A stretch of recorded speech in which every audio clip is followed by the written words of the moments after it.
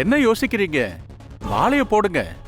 ரேஷ்மா அவனுக்கு தாய்மாமா பொண்ணுல்ல, அதான் செழிய விளையாடுறான் போல இருக்கு. என்னங்க?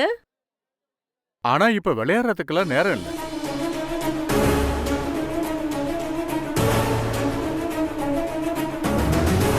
செழியன் சார்,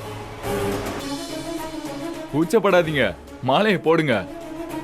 பாவம் ரேஷ்மா காத்துட்டு இருக்காங்கல்ல. மாலையை போடு சரியா?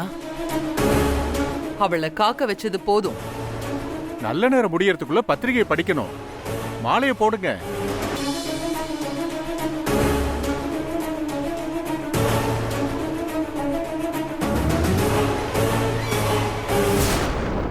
மாலையை சீக்கிரம் போடுங்க தம்பி. நல்ல நேரம் போயிட்டே இருக்குல்ல.